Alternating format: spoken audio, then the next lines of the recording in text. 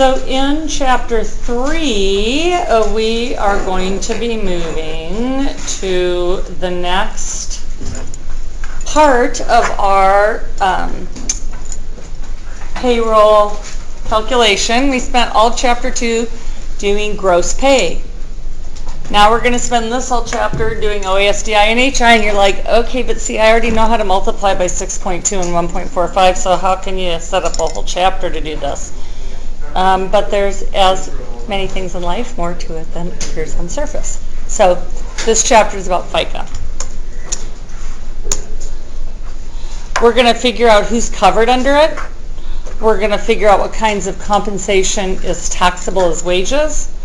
We're going to do some calculations, and you're going to learn in number 3 about this additional thing called SECA, not just FICA.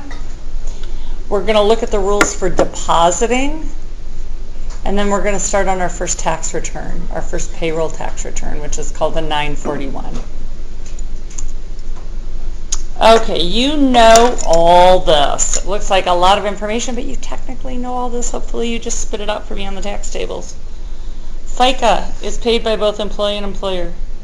It's 6.2 OASDI plus 1.45, or 7.65 for the employee and 7.65 for the employer. Except for if you make over $200,000 or $250,000 if you're married filing joint, you pay an extra 0.9. Does your employer match that? No. Honestly, I've probably said that 10 times now. You should be able to teach this slide with your eyes shut. Okay? What's kind of new, and I think I've alluded to this, but I haven't called it SECA, is the Self-Employed Contribution Act. And that's where everything gets doubled. Why would everything get doubled? I'm self-employed. So in Cammie's example of being a stylist, if she works for a salon, they pay 7.65 and she pays 7.65. If she rents a booth and she's self-employed, guess what? 15.3%. She's both. Right? That can add up really, really quick. The issues are, and we talked about this when I had Katie under the microscope back there, are you an employer or an independent contractor? A lot of times when you go to work for somebody or when you're hoping to enter some sort of a employment relationship, they'll be like, oh, you're an independent contractor. Do you get to negotiate that? Is that something you negotiate, or is it law? It's actually law. I can't call you an independent contractor if you're not. Okay. And is what you're doing considered employment, and is what I'm paying you considered wages? Because there's lots of different ways to pay people other than just cash. So, this is really just kind of flushing out what we've already talked about. If I am performing services for you that are integral to your job, and you tell me how, when, where, who, and why, and how to accomplish it, and you invest in the materials, and you can earn the profit or loss, okay, I'm an employee. It's not a checklist. Therefore, it's a gray area. It's not black or white. We're going to come back to this a number of times in this class and look at case studies. Because if you classify somebody as, or usually a group of people as independent rather than employees, and they take you to the Department of Labor and Industry, and the courts adjudicate that you've misclassified, guess what happens to me as an employer? I'm going to have to pay all of your back taxes for 3 years for all of you. Okay, what should I have been withholding for FIT? What was my share of FICA? Okay, and that can put you out of business. There's some occupations that are specifically covered. This is called statutory employees, and I think I've explained that word to you before. Do you remember what it means? Huh? Yeah, it's under according to law, according to statutes. These people are covered by FICA. If you're a full-time life insurance salesperson, If you are like the Schwann's dealer, right, you go around, or driver, you go around and sell food and beverage, make a commission. Full-time traveling salesperson, or anybody that takes stuff home and works on it and then gives it back. Like, I'm an envelope stuffer, right? That's the biggie. Okay, and then there's a whole laundry list of specific kinds of situations. So some government employees are exempt from OASDI and HI. And this should actually really tick you off. Our congressmen, right, have a whole different retirement system than we do. So all the stuff that they're dealing with, making decisions for us, that's not the system that they're compensated in their retirement on. So they're exempt from OASDI and HI. They also have really good health care. Most of the stuff that they sit and muck around with for us, they're under a system that completely covers, them and their loved ones just fine. So that's. If we were all under that system, there would be a problem, or would it be, or like, do you think that they? It's just way more expensive. It's premium. Most of us are like kind of hovering down around the copper level. They're at the platinum level, right?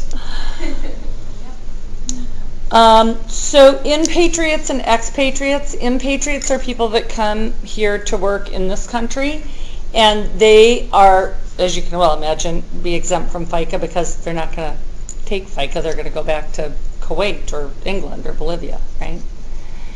Expatriates is when you work for a U.S. company, but you live somewhere else.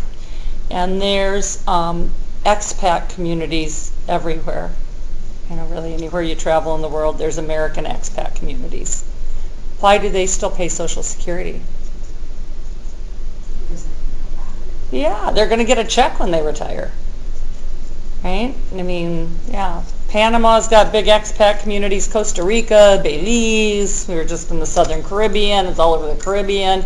People that make money, live in another country, they're going to get an American Social Security check, and I can tell you their $2,000 a month in Panama is going to buy them a big ass house and a staff, and right here you're going to be trying to choose your cat food, right? So it's a very attractive thing for expats. Family employees, if you have kids working in your business under 18. So I own a house cleaning business and I have my 17-year-old twins working for me, I don't have to pay FICA on them, okay, because it's a family business. Household employees, we talked about that before. If I have somebody that regularly comes into my home and I pay wages to, do I have to hold FICA on their wages? I do. I do by law have to withhold taxes on them. And the way that I get that money to the government is on my personal tax return, which is called a what again? What do we all file at the end of the year? A 1040. I have to attach a Schedule H for household employee. And that's where if I employ Sierra to come watch my 7-year-old twins, and I paid her $9,000 last year to do that, I've got to cut her a W-2 and I've got to pay 7.65% of that. Right? And the way I do that is with my 1040.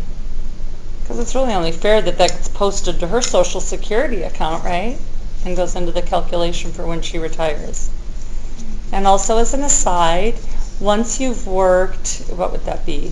40 quarters, 10 years essentially, you can start getting benefit statements, or you can start seeing an estimate of your Social Security benefits.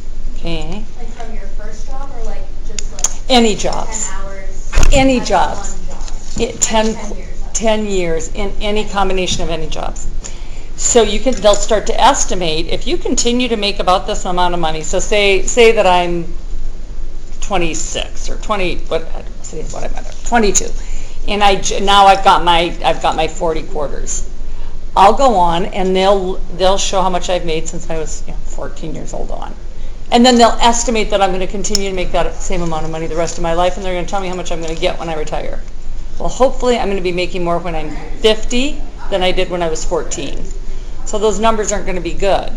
but it gives you sort of an idea. And the closer you get to retirement, the better the numbers, tighter the numbers are, because the odds are I'm going to make what I'm making now between now and when I retire, right? Because it's pretty close. See what I'm saying? But what you should do, what's really important to do, is verify that what gets posted to your account is accurate, because it's just people processing it. And I've discovered 2 errors over the years, one in one of my kids and one of mine. So How do you correct? Are you in here? I know. Susan's not in here. Okay, from so now on, you're not done at 1:50. No, I am done at 1:50. Oh, you are? Okay, A couple more minutes. Oh, okay, thanks. See ya. That was funny. Where am I? I was asking how. Oh, your ears. Oh, so check go on. You just gotta log into the SSA, Social Security Administration With your, site. like, social security number, or how would you, do you have to create an account? You create an account. Yeah, just like, anything like if you're trying to track your tax return, you go into irs.gov. If you're trying to track your Social Security benefits, you want to make sure that what's on there is correct. How do you know? How do you know? Check it to your W-2. One of my numbers got transposed. It's a big difference between, I'm just making this up, let's say 27,000 and 72,000, right? Because your Social Security checks are based upon what you earned How far back can you go? your whole life. I can see back to when I was 14 years old. My first job was 1975. And it's right there. And I lived in Denmark for 2 years after college, so I had nothing posted there because I didn't work for an American company. I worked for a Danish company. So it's like, wow, that's 2 gaping years. That's obviously, in my prime earning years is going to bring my Social Security checks down. But when I lived in Australia, I was still working for the University of Montana. And I made sure of that after I saw what happened when I lived in Denmark. Because when I was a kid, when I was a 20-odd-year-old kid, I didn't know that. When I went to do my exchange in Australia, I did know it, and I didn't want to lose a whole year of salary in my prime earning years. Okay. So, and then I think that's as far as we need to get today. So we're on Thursday. Let me shut this down and then I'll just chat with you for a second.